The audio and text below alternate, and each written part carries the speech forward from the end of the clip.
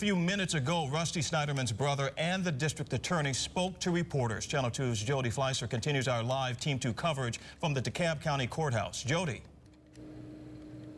I just got downstairs from the news conference where District Attorney Robert James started out by saying, "We thank God for justice." He proceeded to say this case is not about Andrea Sneiderman or Hemi Newman. It is about Rusty. Rusty's brother Steve also spoke, saying he wants the world to know how hard this has been on their family and that everyone else gets to go on with their lives tomorrow, but they will still have a void in their life. Now, the district attorney also addressed the question that's been on everyone's minds, and that is what will now happen to Andrea Sneiderman. As a prosecutor, I have an obligation to follow the facts, to follow the evidence, and apply the law to those facts and that evidence, and make a decision that speaks justice, and make a decision that I can legally defend in court. And we will do that. And when we know something, y'all will know something. Now, I also had a chance to sit down with the Sneiderman family, Rusty's parents and his brother. We spoke for 2.5 hours. They told me they began to suspect that she was having an affair on the very day that Hemi Newman, her boss, was arrested. And they say ever since then they have been waiting for these answers. This trial has given them some of those, but they hope the investigation of Andrea Sneiderman will continue. I knew coming down here that this was going to be horrible. And it's been far worse than I ever imagined. When Steve Sneiderman lost his only brother, Rusty, he was devastated. But the pain he felt in November 2010 is just as raw today after what he calls the ultimate betrayal by his sister-in-law, Andrea. It doesn't take a PhD to make those kinds of connections.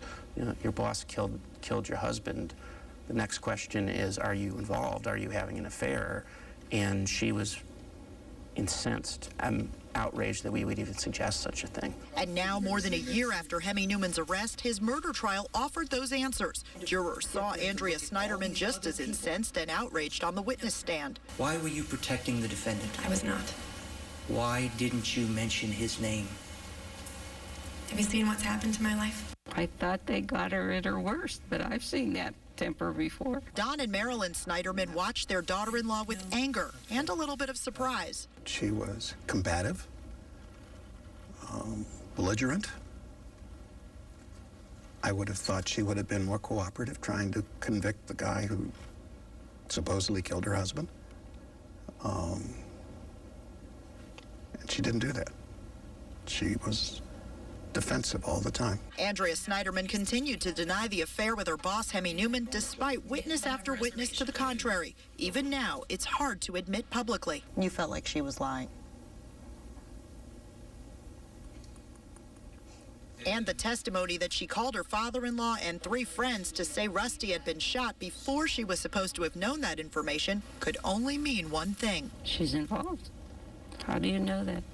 I don't know how she sleeps at night. They stopped short of demanding charges for Andrea Sneiderman, but if prosecutors decide to arrest her, they support it. It becomes a case about what else is being lied about, what else is being hidden, what else is being misdirected. The Sneidermans call Hemi Newman's insanity defense silly. They think he absolutely knew what he was doing when he drove up in a rented van in a disguise and shot and killed Rusty in the parking lot of the Dunwoody Prep Preschool. They want to know if Andrea was in on it. Biblically, if you want to look at this, you know, there's 5 negative commandments, and between the 2 of them, they've broken them all.